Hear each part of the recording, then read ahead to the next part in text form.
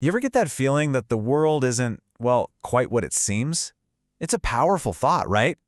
Well, two of philosophy's biggest heavyweights, Arthur Schopenhauer and Friedrich Nietzsche, they lived with that feeling. They were absolutely convinced that what we see every day is just the surface, and that behind the scenes there's some hidden, powerful reality pulling all the strings. Yeah, it's a feeling a lot of us get. You look around at the world with all its rules and its, separate objects and people, and it kind of feels like it's all just an orderly stage play. And if you've ever thought that, Schopenhauer would say you've hit on something huge. He basically argued that reality has two sides. You've got the visible performance we're all a part of, and then there's this much stranger, way more chaotic reality that's being hidden. But for Schopenhauer, this wasn't just some abstract intellectual puzzle. No, he was genuinely haunted by one single burning question. Why is the world so full of suffering? I mean, he looked around and saw what seemed like an orderly world, but right beneath that surface, he saw just inescapable misery. So for him, the real job of philosophy, its true purpose, was to get to the bottom of this whole mess, even if it meant taking apart the very structure of reality as we know it. And that, right there, is the core question that kicks off this entire investigation. It's the big one that both Schopenhauer and later Nietzsche would pour their lives into trying to answer. Is the world we see, taste, and touch, is that the real world? Is that the final story? Or is it just page one? So let's dive into Schopenhauer's investigation. Where does he even start? Well, his first step is a really radical one. He basically says that the world you see isn't really out there at all. It's actually a construction, something built inside our own minds. Okay, so think of it this way. Schopenhauer saw our minds as these reality-making machines. He said we're all born with a built-in toolkit, these mental filters. So we're not just passively soaking up information from the world. No, our intellect gets its hands dirty. It actively takes all those raw sensations and stamps them with three key concepts: space, time, and causality. And that process is what creates the world as we know it, this world that looks like it's full of separate, individual things. To really drive this idea home, Schopenhauer borrowed this incredibly powerful metaphor from ancient Indian philosophy, the veil of Maya. Just imagine it like a beautiful but totally deceptive curtain that's draped over the true nature of reality.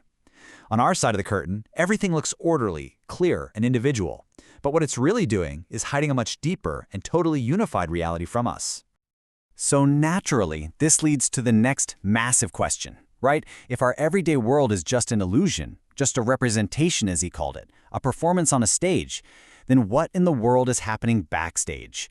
What's the real, unfiltered reality that this so-called veil of Maya is hiding from us? And Schopenhauer's answer to that question, well, it's one of the most powerful and frankly unsettling ideas in the history of philosophy. He argued that behind that veil of illusion, there is one single, fundamental force driving everything, and he called it the will. But wait a second. How could we possibly know what's behind the veil if it's, well, a veil? Schopenhauer says there's one tiny crack, a narrow door to the truth, your own body. Think about it. You experience your body in two totally different ways. From the outside, it's just another object in the world, a physical thing. That's what he calls representation. But internally, you feel it. You feel desire, hunger, every single impulse. That raw inner feeling, that, Schopenhauer says, is the will itself. It's our one and only direct, unfiltered connection to what reality is really like. So what exactly is this cosmic will? Let's be clear, it is absolutely not some kind of loving creator god. Schopenhauer's description is chilling, to say the least. First, get this, it's blind and irrational. It's just this mindless, striving energy with no goal, no plan, no purpose. Second, it's ceaseless and insatiable. It's a restless force that is constantly wanting, constantly striving, and it can never be satisfied, ever. And finally, it's unified and universal. We're talking about the exact same fundamental force that drives your personal desires, also being the thing that pulls planets through space. It's the one single inner reality of everything. And right here, this is where we find the source of all that suffering he was so obsessed with. See, because the will is this one single thing. It has nothing else to struggle against or feed on, except itself. So all its different appearances, all the individual things in the world, are locked in this constant, brutal conflict. That veil of Maya tricks the tiger and the turtle into thinking they're separate, predator and prey. But in the horrifying reality behind the veil, they are one and the same will, literally forced to devour itself, over and over for all eternity. That is the deep, metaphysical horror story behind our miserable and melancholy world. But then, Friedrich Nietzsche walks onto the stage, and he looks at Schopenhauer's massive, tragic cosmic system, and he asks this absolutely devastating question. He says, what if this whole idea of a universal will isn't a discovery about the universe at all? What if it's just a confession, a psychological portrait of the man who came up with it? And this, right here, is where our story takes a hard left turn. For Nietzsche, this whole search for one single hidden truth behind the curtain, that was the big mistake. He believed the real driving force of reality wasn't some universal cosmic will, it was something much more personal. Now, Nietzsche actually agreed with Schopenhauer on one thing. We definitely see the world through filters. But then he takes that idea and just cranks it up to 11. He argues that there isn't just one universal set of filters that everybody has. Nope. He says every single one of us has our own unique perspective, our own human lens that colors everything we see. There's no objective, God's eye view of how things really are. There are only interpretations. That's it. So what shapes these personal lenses of ours? Is it cold, impartial reason? Not a chance. According to Nietzsche, it's our deep, primal, instinctual forces, our biases, our personal histories, our emotions. And at the very root of all that, he identified a fundamental drive that he called the will to power. And this is crucial. It's not just a will to survive like Schopenhauer's will. It's the drive to grow, to overcome obstacles, to impose our own values on the world, and literally shape reality in our own image. Okay, so let's really put these two philosophical heavyweights head to head and see where the sparks fly.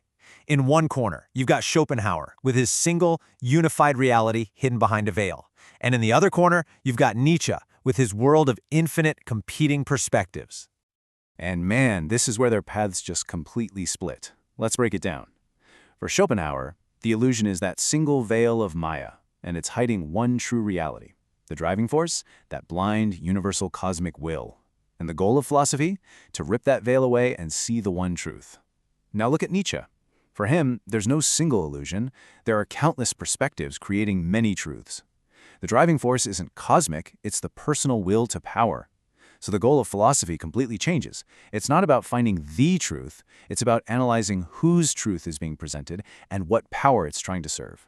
It's like Schopenhauer is the detective trying to solve the one big crime, while Nietzsche is the psychologist trying to understand the criminal's motives. And you know, these two images really nail their central ideas.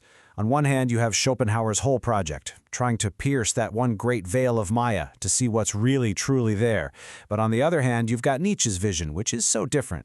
He's saying, forget the curtain. There is no single curtain. All we ever have is the prism of our own human lens, our own unique perspective, and each one bends the light of reality in a slightly different way.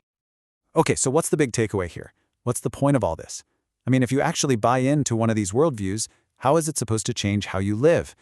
Do you spend your life trying to escape this fundamental force of reality, or do you try to grab the steering wheel and shape it yourself?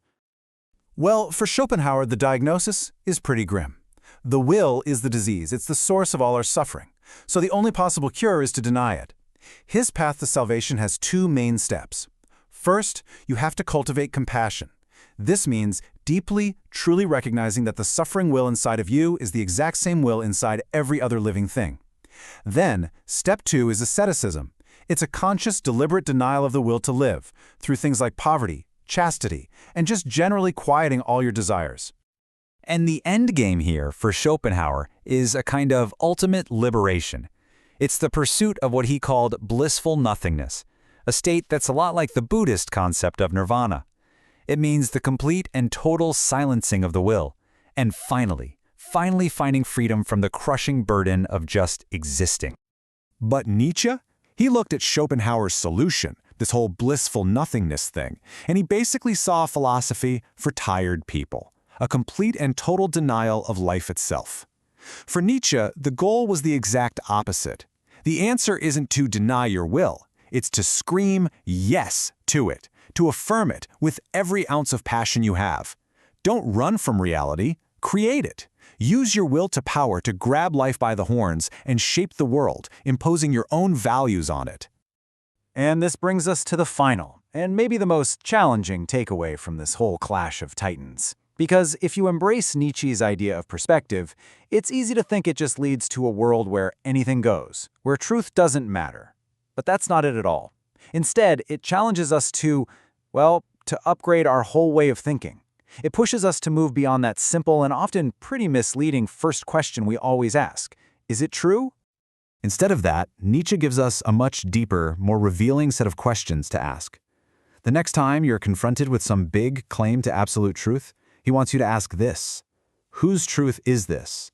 What deep human impulse does this truth serve? And what kind of power is it trying to enact in the world? And the real kicker is, by asking these questions, not just about what other people believe, but about our own deepest convictions, we step away from the easy comfort of certainty and step toward a much more honest and maybe even a more powerful understanding of reality.